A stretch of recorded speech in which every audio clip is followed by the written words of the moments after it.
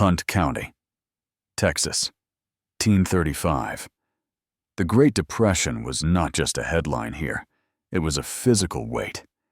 Inside a sharecropper's shack, a 12-year-old boy held a .22 caliber single-shot rifle. His name was Audie Murphy. He was hunting for dinner. The economics of the hunt were brutal. A box of rimfire ammunition cost money the family did not have. One bullet had to equal one rabbit. If he missed, the family did not eat. Murphy learned to stalk. He learned to control his heart rate. He learned to wait for the target to freeze. This wasn't sport. It was the first phase of his tactical training. June 1942, Greenville, Texas. Murphy stood in line at the Marine Corps recruiting station. He was 17 years old. He weighed 112 pounds. He stood feet 5 to 5 inches tall. The recruiter looked at the boy's chest. It was concave. The Marine Corps standard combat load was 85 to 5 pounds. The recruiter did the math. The boy would collapse before he reached the beach. He stamped the paperwork. Rejected. Murphy walked down the hall to the paratroopers. They looked at his frame. The T5 parachute assembly weighed 42 pounds. The opening shock would snap his collarbone. Rejected. He tried the Navy. Rejected. The military machine wanted mass. It wanted leverage. Murphy had neither. But the U.S. Army infantry was bleeding. They needed bodies to fill the ranks for the upcoming invasion of Europe. They lowered the standards. On June 30th, 1942, they took him. They sent him to Camp Walters, Texas, for basic training. The drill sergeants took one look at him and called him Babyface. They placed bets on how long he would last. They gave him a nickname, Little Texas. They didn't know they were looking at the deadliest human weapon of the 20th century. The physical conditioning at Camp Walters was designed to break men. 25-mile marches in full gear, 95-degree heat. Murphy's stride length was 28 inches. The regulation Army stride is 30 inches. To keep in formation, Murphy had to jog while the other men walked. During a drill in July, he collapsed. Heat exhaustion. His body temperature hit 102 degrees. His company commander, Captain Glidden, tried to transfer him to the mess hall. He wanted to make Murphy a baker. Murphy refused. He said, "I am going to fight." February 1943. Murphy shipped out to North Africa. Port of Casablanca. The 3rd Infantry Division was training for the invasion of Sicily. This was the waiting phase. Murphy spent months in the desert of Arzu, Algeria. He drilled on amphibious landings. He drilled on bayonet tactics. But mostly, he drilled on the mechanics of his rifle. The M1 Garand. It weighed 9.5 pounds. It fired a 30-06 round. For a 112-pound man, the recoil was punishing. It delivered 12 foot-pounds of free recoil energy into his shoulder every time he pulled the trigger. Murphy learned to lean into it. He learned to manage the pain. July 10th, 1943. Operation Husky. The invasion of Sicily. Murphy climbed down the cargo net of the transport ship. The seas were rough, 15-foot swells. He was green with seasickness. He landed at Licata. He was a runner for Company B. His job was to sprint between foxholes delivering messages. It was dangerous work. Runners had the highest casualty rate in the platoon. But Murphy was small. He was fast. He discovered that his size, which everyone said was a weakness, was actually his armor. The Germans couldn't hit what they couldn't see. Sicily was a sniper's war. The terrain was rocky and dry. Murphy adapted his equipment. He traded the heavy M1 Garand for an M1 carbine. The carbine weighed only 5.2 pounds. It fired a lighter .30 caliber cartridge. The Ordnance Department hated it. They called it weak. They said it lacked stopping power. Murphy ignored them.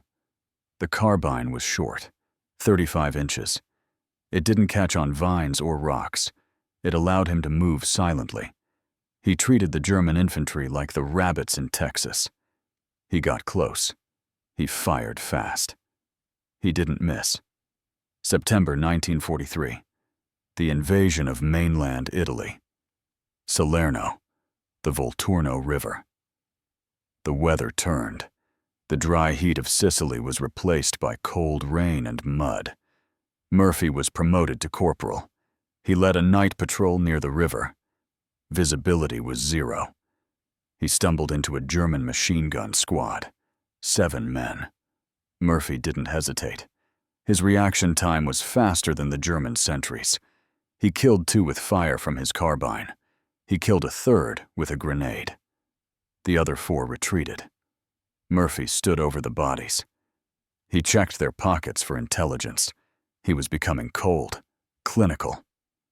Let's analyze the psychology of the combat hunter. Most soldiers fire to suppress. They fire in the general direction of the enemy to make them keep their heads down. Murphy fired to kill. He had peripheral vision during stress.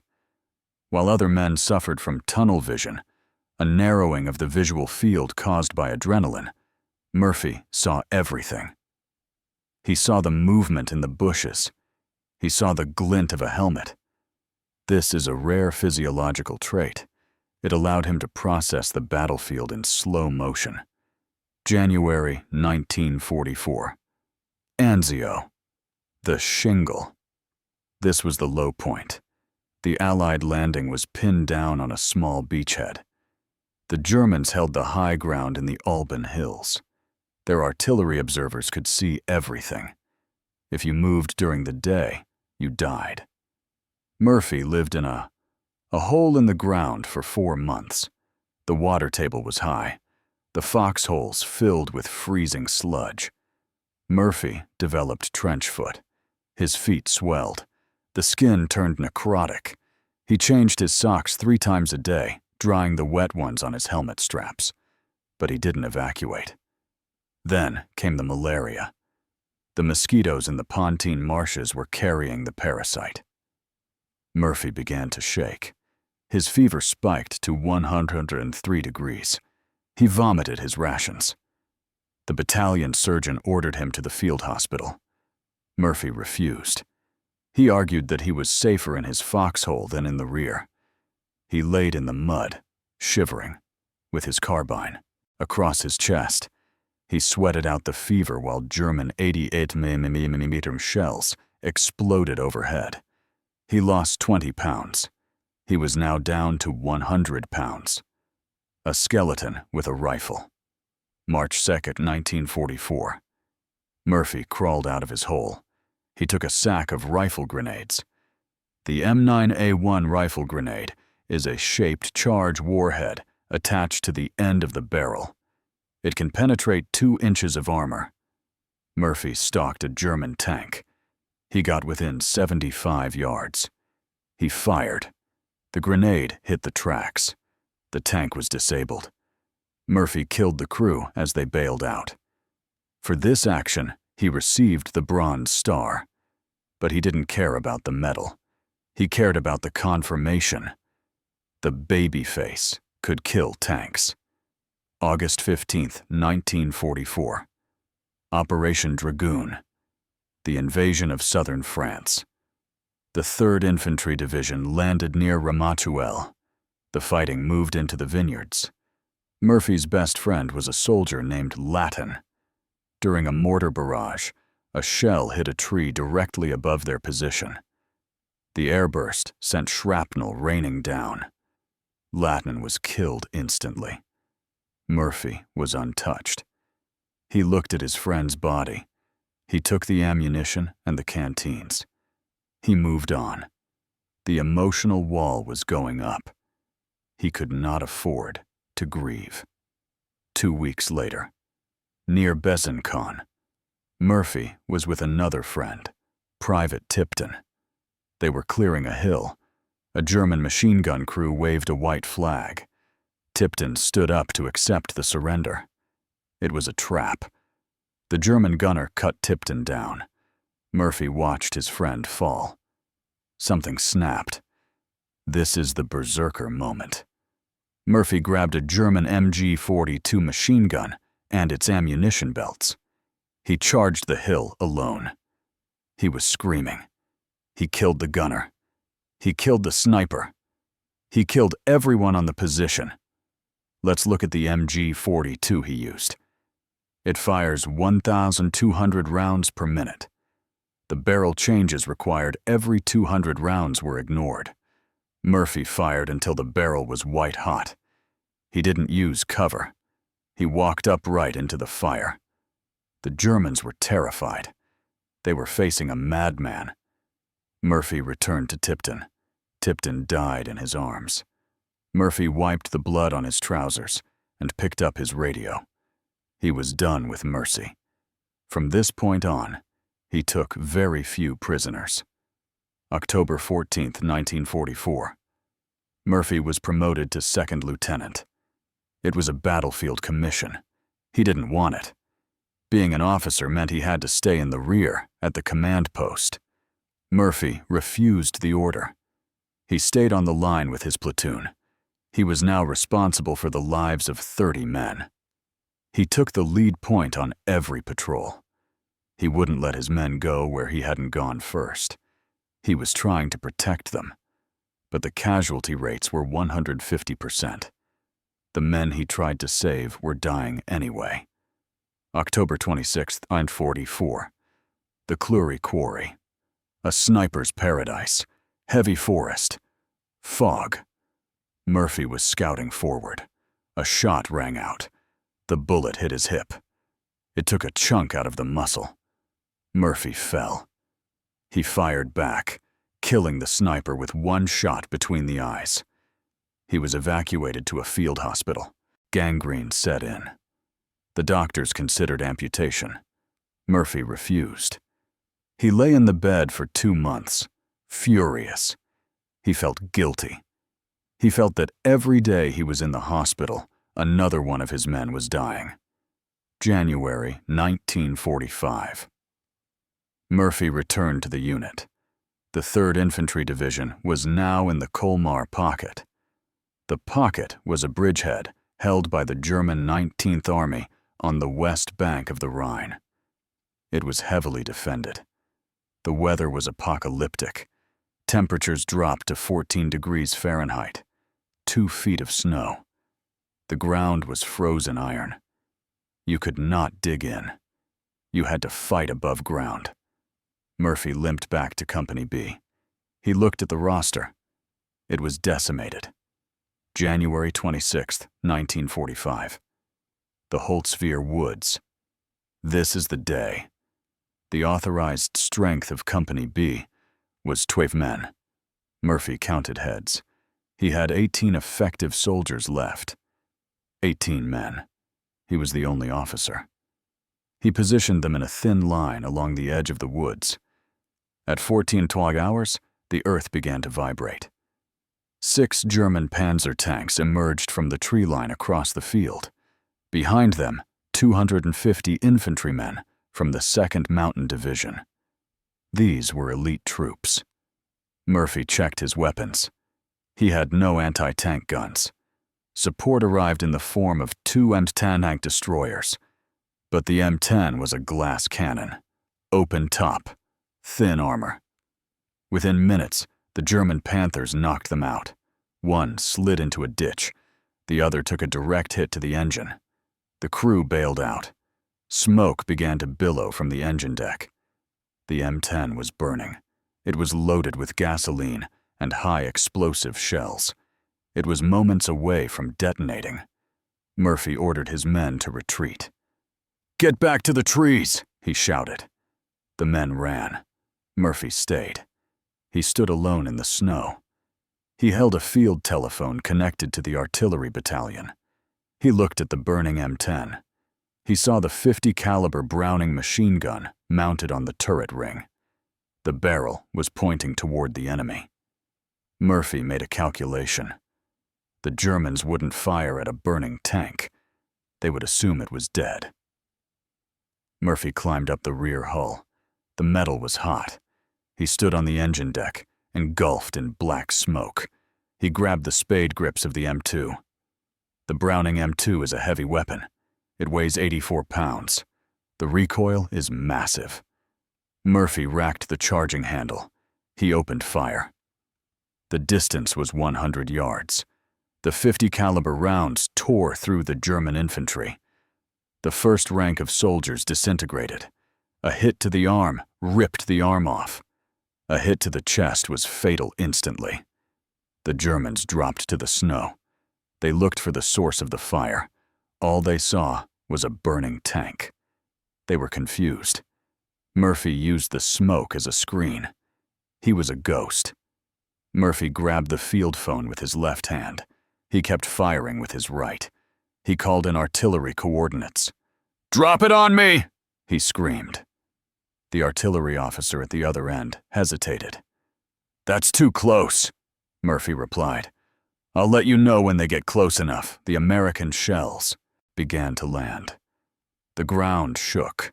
Shrapnel pinged off the hull of the M10. Murphy was in the center of a steel storm. He was killing infantry with the machine gun and directing 105mm howitzers onto the tanks. The German tanks realized what was happening. They traversed their turrets. They fired 88mm high-explosive shells at the M10. The concussion knocked Murphy backward. He slammed into the turret steel. His nose bled. His ears rang. He shook it off. He stood back up. He reloaded the gun. German infantry began to crawl through a drainage ditch on his right flank. Murphy saw them. He swung the heavy gun barrel. He rakes the ditch. The snow turned red. He wiped out the entire squad. He was on that tank for 1 hour. 60 minutes of continuous combat. His trousers were singed by the flames rising from the engine. A piece of shrapnel hit his leg. Blood filled his boot. He didn't stop. He fired until the ammunition belt ran dry. The bolt locked back. Click. Silence. Murphy dropped the phone. He slid off the burning hull. He limped back to the woods. He collapsed into the arms of his men. He looked back. The M10 exploded, sending the turret flying into the air. The German attack was broken. One man had stopped an armored assault. He had killed or wounded 50 men personally. He had directed artillery that killed dozens more. He had saved his company. On June 2, 1945, Lieutenant General Alexander Patch placed the Medal of Honor around Murphy's neck. Murphy stood at attention. He was 19 years old. He looked like a child wearing his father's uniform. He was the most decorated soldier in American history. But the war was over, and the real battle was about to begin. September 1945, Murphy was discharged. He returned to Texas. He was a hero. His face was on the cover of Life magazine, but inside, he was shattered. He bought a house and invited his sister to live with him. The first night, she found him sleeping with a loaded M1911 pistol under his pillow. He had nightmares. He would wake up screaming, clawing at the sheets. He was reliving the war every night. The doctors called it nerves. Today, we call it post-traumatic stress disorder. James Cagney saw the magazine cover. He invited Murphy to Hollywood. He thought the boy had star quality. Murphy went. He arrived in Los Angeles with $11 in his pocket. He slept in a gymnasium. He took acting lessons. But the directors didn't know what to do with him. He was small. He was quiet. He had a 1,000-yard stare that made people uncomfortable. He struggled for years. He played bit parts. He was almost broke. Then, in 1955, Universal Studios decided to film his autobiography, To Hell and Back. They looked for an actor to play Audie Murphy. They considered Tony Curtis, but the producers realized that no one could play Murphy but Murphy. They hired him to reenact his own trauma. On the set, the special effects team set off explosions. The sound of blank gunfire triggered Murphy's flashbacks. He would sweat. He would shake. But he did the takes. He treated the movie set like a mission. He had to finish it. There is a specific detail about the movie that reveals his character. The director wanted to film the Holtzwihr tank scene exactly as it happened. Murphy refused. He told them to cut it down. He said, "If you show the truth, that I stood there for an hour, the audience won't believe it. They will think it's a Hollywood lie." He forced them to censor his own heroism to make it plausible. The movie became the highest-grossing film in Universal's history until Jaws in 1975. But the money didn't fix the hole in his mind. Murphy developed an addiction to Placidil, a powerful sedative. He needed the pills to sleep. He realized he was becoming a junkie. He didn't go to a rehab clinic. He rented a motel room. He locked himself inside for a week. He threw the key away. He went cold turkey. He vomited. He shook. He hallucinated. He fought the addiction the same way he fought the Germans, alone. And he won. Murphy became a gambler. He loved horse racing. The forensic psychology suggests he was addicted to the adrenaline. He needed the stakes to be high. In war, the currency was life. In peace, the currency was money. He won millions. He lost millions. He was generous to a fault. If a veteran knocked on his door and asked for help, Murphy gave him cash. He never asked for it back. He understood the brotherhood of the damaged. He also became an advocate. In the 1960s, mental health was a taboo subject. Men did not talk about their feelings. Murphy broke the silence. He spoke to the press about his nightmares. He testified before Congress urging better medical care for Korean War and Vietnam War veterans. He said, "We train them to kill, and then we dump them on the street." He was the first major American hero to admit that the war does not end when the shooting stops. May 28, 1971, Catawba, Virginia. The final chapter. Murphy was a passenger on a private plane, an Aero Commander 680. The pilot was flying on instruments in heavy fog. The plane was flying too low. It slammed into the side of Brush Mountain at 200 miles per hour. Murphy was killed instantly. He was 46 years old. The man who had dodged thousands of bullets, who had survived malaria and gangrene, was killed by a navigational error in peacetime. June 7, 1971, Arlington National Cemetery. The funeral was attended by future President George H.W. Bush. The nation mourned. Murphy had left specific instructions in his will. He did not want the gold-leafed headstone usually reserved for Medal of Honor recipients. He wanted the standard-issue white stone, the same stone given to a private. He wanted to be listed as a soldier, not a hero. His grave, Section 46, number 3/611, is the second most visited in the cemetery. The walkway to his grave had to be paved with granite. Why? Because so many people visited that the grass died. The footsteps of millions of admirers wore the earth down to dirt. Visitors leave coins on the stone. A penny means you visited. A nickel means you went to boot camp together.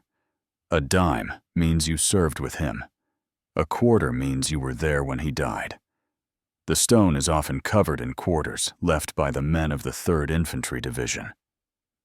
Let's look at the forensic legacy.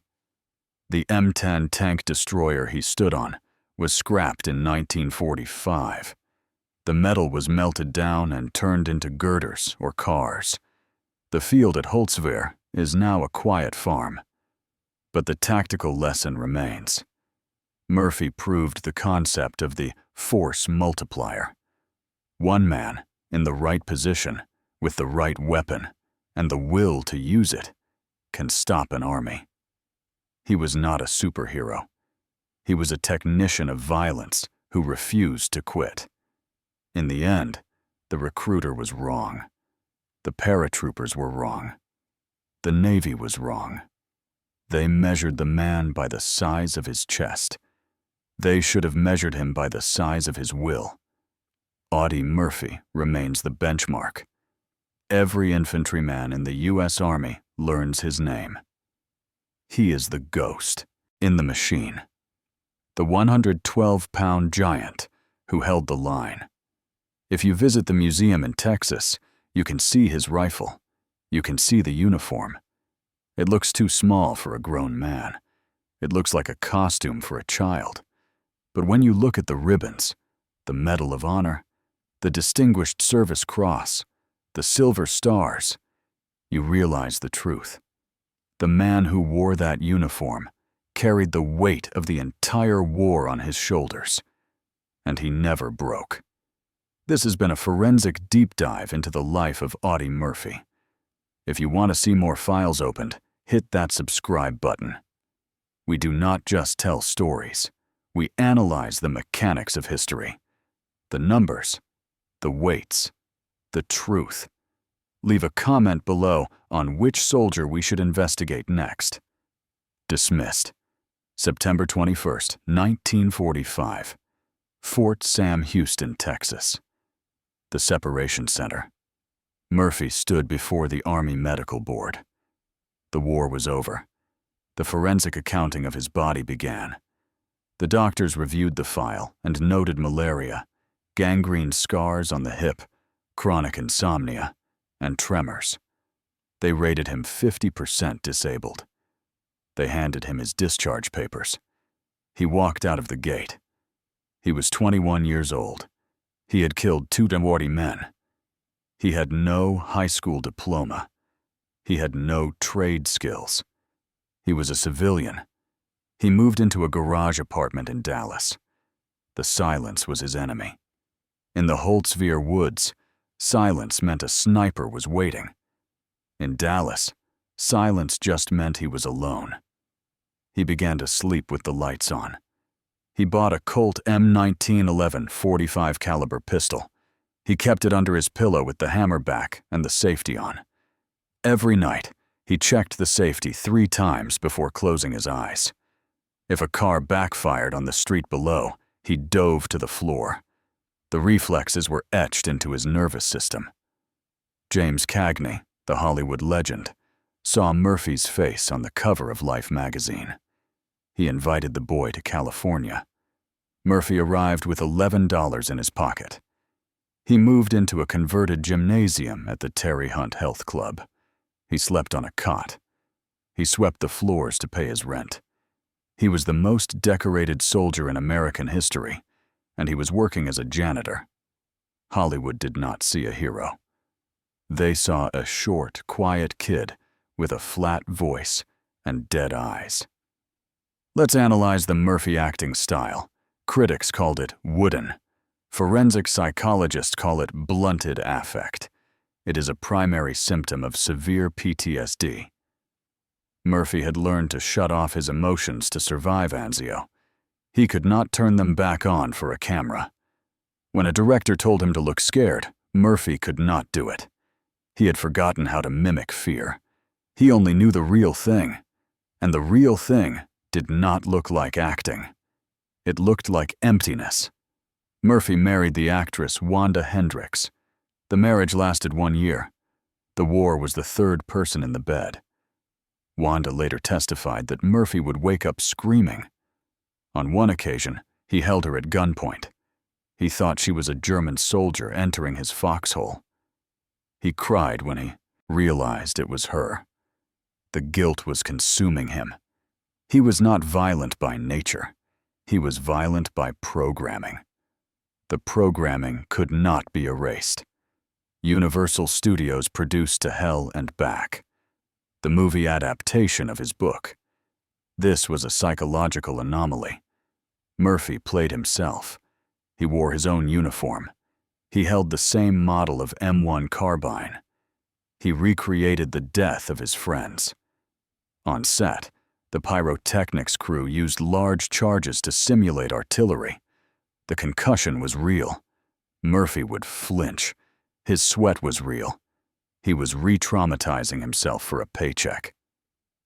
The film grossed $9.8 million. It saved Universal Studios from bankruptcy.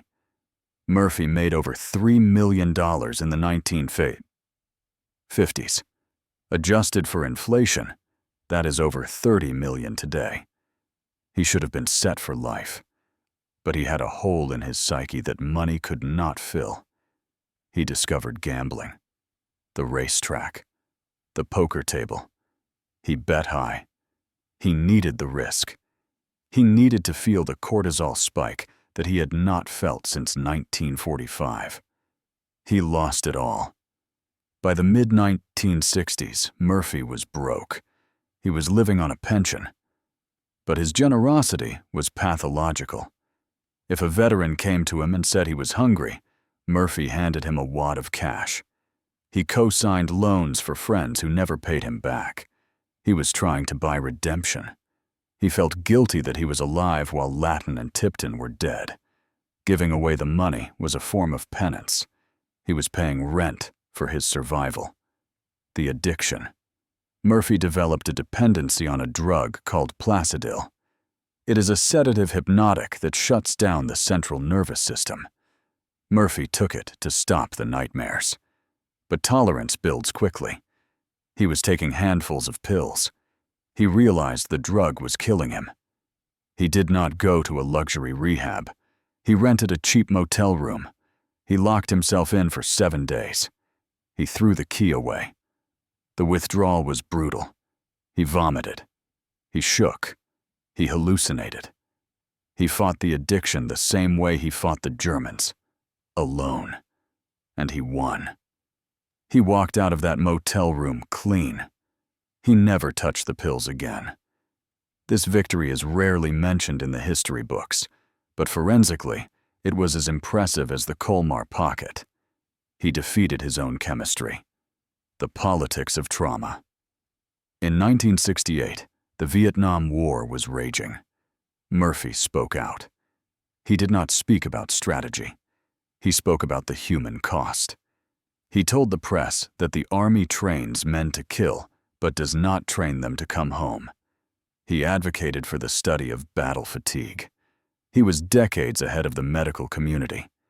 He tried to tell the government that the soldier is a machine that breaks, and the state has a warranty obligation to fix it. May 28, 1971. The final mission. Murphy was 46 years old. He was traveling on business, trying to broker a deal to sell prefabricated housing. He boarded a private plane in Atlanta. The aircraft was an Aero Commander 680 Super, registration number N601JJ. It had a wingspan of 49 feet and was powered by 2 Lycoming piston engines. The pilot was Herman Butler. He was not rated for instrument flight in the conditions they were about to face. The weather data for Roanoke, Virginia on that morning was critical. The ceiling was 1,000 feet. Visibility was 2 miles in rain and fog. The Blue Ridge Mountains rise to 3,000 feet in that sector. The pilot was flying using visual flight rules in instrument conditions. He was flying blind. He thought he was clear of the ridges. He was wrong. The plane was flying at 2,300 feet. Brush Mountain stands at 330 feet. The Aero Commander slammed into the tree line of Brush Mountain. The impact velocity was approximately 180 miles per hour. The fuselage disintegrated. There was no fire. The fuel tanks ruptured, but the rain suppressed the spark. Murphy, the pilot, and 4 other passengers were killed instantly.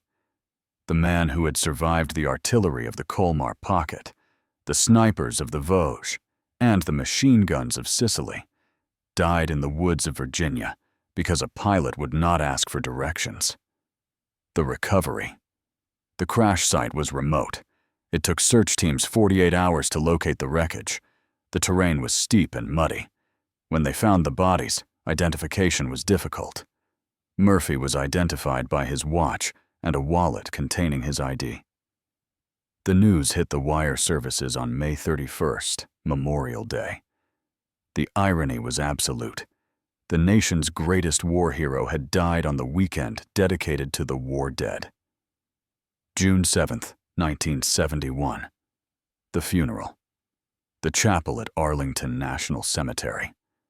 The guest list included General William Westmoreland and George H.W. Bush. The casket was draped in the flag, but outside, the Vietnam War protests were raging. The country was divided. Murphy represented a different war, a good war. His death marked the end of an era. The era of the clear-cut hero was over. The grave. Section 46. Murphy had been specific in his will. He declined the special large headstone usually given to Medal of Honor recipients. He wanted the standard government issue. White marble. 24 inches tall. 13 inches wide. The inscription read, Audie L. Murphy, Texas. Major, Infantry. He wanted to lie among his men. He did not want to stand out in death as he had in life. Let's examine the legacy through numbers. He had 2 confirmed kills. He suffered 3 wounds. He earned 33 medals. But the most important number is 18. The number of men in Company B who survived the Colmar pocket because Murphy climbed onto that tank. Those 18 men went home. They had children. Those children had children. The exponential impact of saving 18 lives is a legacy of thousands of people alive today who would otherwise not exist. The technical comparison. 1945 versus today. The modern soldier carries an M4 carbine that weighs 6 pounds with an optical sight and night vision. Murphy's M1 carbine had iron sights, and he aimed with his eyes. The modern soldier has ceramic body armor plates. Murphy wore a cotton field jacket. A layer of cloth was the only thing between him and the German bullets. The lethality of the soldier has increased, but the survivability of the environment has not. The Murphy factor. Military historians still debate the Holtzwihr engagement. How did the Germans miss? Theory 1 is smoke. The M10 was burning, and the black smoke obscured Murphy's silhouette. Theory 2 is elevation. The German tanks were too close, and their guns could not elevate high enough to hit the top of the M10 hull without hitting the chassis. Theory 3 is fear. The psychological impact of a lone machine gun firing from a burning wreck caused the German infantry to hesitate. The M2 Browning machine gun. The May Deuce. This weapon is still in service today. The design has barely changed since 1918. Why? Because it is perfect. It has a range of 2,000 yards, and the impact is devastating. It is the only weapon system in the U.S. arsenal that Murphy would recognize if he woke up today. It represents the steel link between his war and ours. It represents the brutal physics of infantry combat. Audie Murphy was not a superhero. He was a human being who was pushed past the breaking point and found something on the other side. He was a small, malnourished boy who refused to be a victim. In a world of giants, tanks, and artillery, he proved that the most dangerous weapon on the battlefield is a single man who has decided he is not going to retreat. If you go to Arlington today, walk to Section 46, you will see the walkway. It was paved because the grass died from the foot traffic. Look at the stones on top of the marker. A penny, a nickel, a quarter. These are not just coins. They are a code, a signal from one soldier to another. I was here. I remember. You are not forgotten. Murphy wrote a poem in 1948. It was titled, "The Crosses Grow on Anzio." He wrote, "Oh, gather round me, comrades, and listen while I speak of a war-torn devil's hellhole where only strong men are weak." The poetry was simple, clumsy, but it was forensic evidence of his soul. It showed that while the body left Italy, the mind never did. The tragedy of Audie Murphy is not that he died young. It is that he lived so long in pain. The 26 years between the end of the war and the plane crash were a slow attrition, a war of attrition against memories. He fought that war with the same grit he fought the Germans. He did not win every battle, but he never surrendered. Today, the U.S. Army bestows the Audie Murphy Award. It is given to non-commissioned officers who demonstrate the highest standards of leadership and fitness. The test is grueling. Physical fitness, marksmanship, tactical knowledge. It is designed to find the next Murphy. But the irony is, Murphy himself probably would not pass it today. He was too small, too sickly. He did not fit the mold. He broke the mold. We must remember him not as a movie star or a stamp or a statue. We must remember him as a technician, a master of his craft. His craft was survival. His tools were the M1 carbine and the M2 Browning. His canvas was the mud of Europe, and his masterpiece was the survival of the 3rd Infantry Division, the lost memoir. In 1970, Murphy hinted at writing a second book, a book that told the truth about the Hollywood years. He wanted to expose the industry that used war heroes as props. He never wrote it. The crash took the manuscript with him. We are left only with his military records, and the records are clear. He was the best. Let's zoom in on the Bronze Star. He received 2. The first was for destroying the tank at Anzio. The second was for destroying a tank near Ramachuele. Most soldiers go an entire war without seeing a tank. Murphy hunted them. He treated armored vehicles like big game. He understood their blind spots. He understood their fear. The psychological autopsy of his final years reveals a man seeking peace. He bought a ranch. He raised horses. He tried to find the silence he lost in 1943, but the ranch went bankrupt. He lost his fortune. He died with very little money in the bank, but he died with his reputation intact. He never sold his medals. He never endorsed a war he did not believe in. The Holtzwehr Memorial today. It is a simple stone block. It sits on the edge of the woods. It is often covered in snow. There are no guides, no ticket booths. It is a quiet place. If you stand there in January, you can feel the wind. You can feel the 14-degree cold. And you can imagine the smell of burning diesel and cordite. The last interview. A month before he died, a reporter asked Murphy how he survived the war. Murphy looked at him and said, "I did not." It was the most honest thing he ever said. The boy from Texas died in Italy. The man who came back was a ghost who walked among us for 2 years before finally fading into the fog of Brush Mountain. We study history to learn lessons. The lesson of Audie Murphy is not about killing. It is about resilience. It is about the capacity of the human spirit to endure the unendurable. He was a 112-pound vessel for a force of nature. He showed us that the size of the fight in the dog is all that matters. If you visit the museum in Greenville, Texas, you will see his uniform. It is small. It looks like a child's costume, but the ribbons on the chest tell the forensic story of the European theater. Sicily, Naples, Anzio, Rome, southern France, the Rhineland, Central Europe. He was there for all of it. He walked across a continent of fire.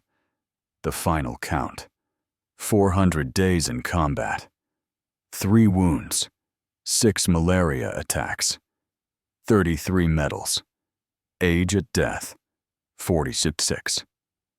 These are the numbers, but the man was more than the sum of his stats. He was the definition of the American infantryman. Audie Leon Murphy. Service number 01692-509. Major, United States Army. He rests in Section 46. He is flanked by the men he led. He is home. This forensic analysis is complete. The file is closed. The legacy is secured.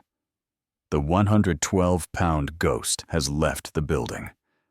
But the echo of his rifle still rings in the archives of the U.S. Army. If you want to support the channel and see more deep dives into the technical history of WW2, hit the like button. Subscribe for the next briefing. We are opening the files on the Battle of the Bulge next week. Do not miss it. Lead from the front. Dismissed.